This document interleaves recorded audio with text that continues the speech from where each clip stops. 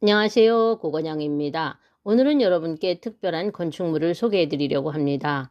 보통 궁이라면은 왕이나 왕족이 거주하며 국정 업무를 보는 정치적 중심지이고, 성은 외부의 침략을 막기 위해 도시나 요새 주변에 쌓은 군사적 방어시설로, 이 둘은 모두 사람이나 시설을 보호하기 위한 건축물입니다. 그런데 세계가 인정한 두 위대한 유산 수원 화성과 자금성에는 같은 이름으로 빛나고 있는 강루라는 건축물이 있습니다. 이들 두 곳의 강루는 이름은 같지만 각자의 역사와 문화를 품고 독특한 아름다움을 뽐내고 있습니다. 그래서 저는 이 강루들이 어떠한 매력으로 사람들의 시선을 사로잡는지 함께 알아보는 시간을 가지려고 합니다. 먼저 강루가 무엇일까요? 강루란 모서리각, 누각, 누가 합쳐진 말로 성곽의 모퉁이나 성벽이 꺾이는 부분 혹은 지대가 비교적 높은 지역에 세운 누각입니다. 그런데 강루는 단순한 누각이 아니라 성을 방어하기 위한 중요한 군사시설로 성벽의 사각지대를 감시하고 적을 공격하거나 방어하는 데 사용되었죠. 평소에는 군사들이 머물며 경계 근무를 서는 장소이기도 했습니다. 즉, 강루는 전략적인 요충지에 세워진 감시 및 방어 목적의 누각이라고 할 수 있지요. 그럼 먼저 자금성의 강루를 알아볼까요? 자금성의 강루는 동북, 동남, 서북, 서남 이렇게 모두 4곳 모서리에 위치해 있으며 이들은 모두 동일한 건축 양식과 규모를 가지고 있습니다. 자금성 강루는 복잡하고 정교한 구조로 유명하며 경관도 뛰어나서 늘 여행객과 사진 작가의 앵글이 머무는 곳입니다. 우선 자금성 강루는 겉으로 보면은 3층, 실제로는 2층으로 이루어졌습니다. 아래층은 성벽과 연결되어 군사들의 초소로 사용되었고 위층은 감시와 방어의 기능을 수행했지요. 강루의 높이는 약 27.5m로 자금성 성벽의 높이인 7.9m보다 훨씬 높아서 넓은 시야를 확보할 수 있습니다. 따라서 자금성의 강루는 단순한 감시탑이 아니라 성벽의 사각지대를 감시하고 적의 침입에 대비하는 중요한 방어시설입니다. 또한 성벽을 따라 올라오는 적을 효과적으로 공격할 수 있도록 설계되어 있지요. 자금성의 강루는 맨 처음 명나라 영락제 때 지어졌고 근대에 와선 복잡한 지붕 구조로 감히 손을 대지 못했다가 1956년 자금성 수리복원 때 중국 근대 건축의 아버지라 불리는 양사성과 그의 아내 임휘인이 이끄는 영조 학사의 도움으로 헐어서 수리를 마쳤다고 합니다. 강루의 지붕은 헐산정, 그러니까 우리의 팔짝 지붕 모양이 교차하면서 복잡하게 이루어져 있고 그 위를 황색 유리 기와가 덮고 있으며 지붕 꼭대기는 도금을 한 보정이 있습니다. 자금성 강루의 지붕 형태는 중국 건축에서도 매우 보기 드문 형태로 전체 용마루에는 모두 230개의 용마루 장식물이 놓여 있습니다. 또한 구량 18주 72척이라고 해서 9개의 대들보, 18개의 기둥, 72개의 지붕마루로 이루어진 매우 복잡한 구조입니다. 그런데 강루가 구량 18주 72척으로 만들어진 데는 재미있는 탄생 설화가 전해집니다. 옛날 명나라 영락제는 베이징으로 천도를 하면서 황궁을 지으라 명령합니다.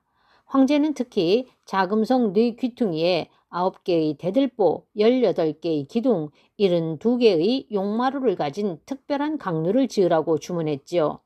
만약 제대로 짓지 못하면 목숨을 잃게 될 것이라고 엄포도 놓았습니다. 이 난해한 공사 명령에 책임자와 목수들은 밤낮 없이 머리를 싸매고 연구를 해왔지만 답이 나오지 않았습니다. 그런데 어느 날 한 목수가 답답한 마음에 거리를 거닐다 한 노인이 파닌 여치집을 보게 됩니다. 그런데 그 여치의 집 구조가 너무나도 정교하고 아름답길래 호기심에 자세히 살펴보니 놀랍게도 여치의 집이 바로 구량 18주 72척이었습니다.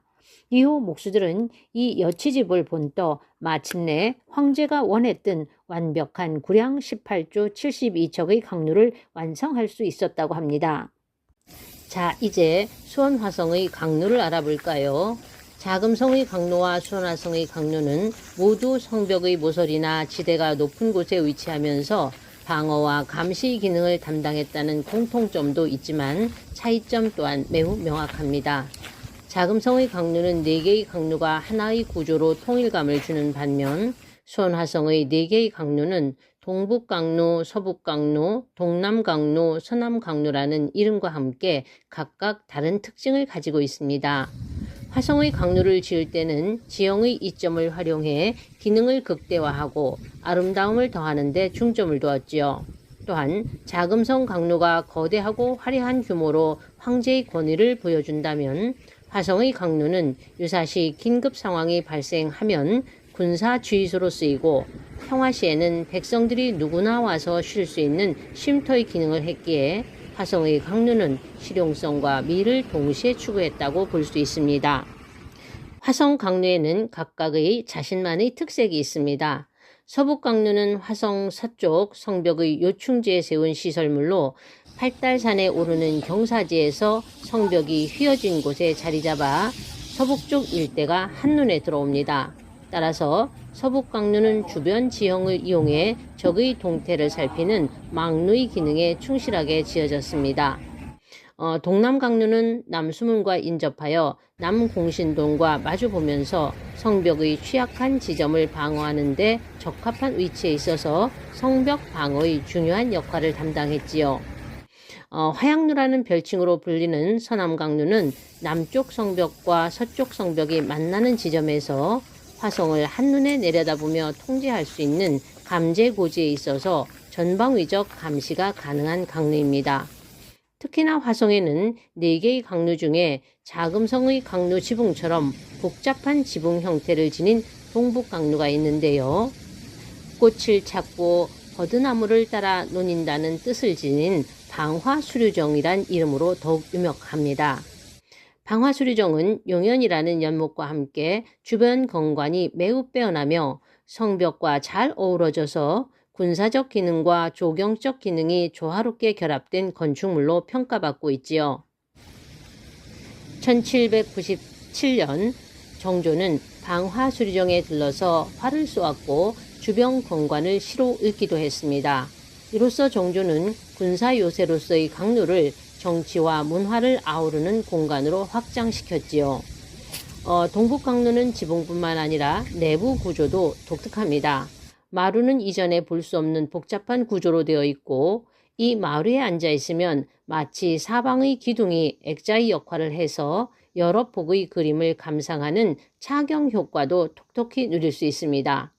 특히 화성의 4개의 강루 중 서남강루를 제외한 3개의 강루에 온돌이 설치되어 군사들의 삶을 질을 고려했고 또 다른 강루가 1층에 온돌을 설치한 것과 다르게 동북강루는 2층에 한 칸의 온돌을 설치해서 왕의 방문을 대비하면서 한층 더 격을 높인 강루가 되었습니다.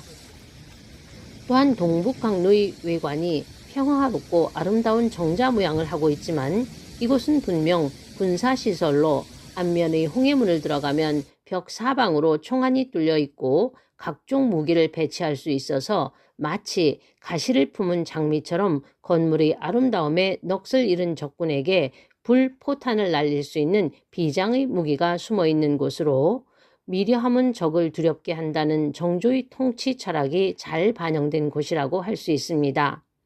이렇게 수원화성의 강루는 단순한 미적 장식물이 아니라 건축 기술과 군사 전략을 통한 실용성과 기능을 두루 갖춘 조선시대 최고의 문화유산임을 잘 보여주고 있지요. 오늘 제가 준비한 영상은 여기까지입니다. 시청해 주셔서 감사합니다.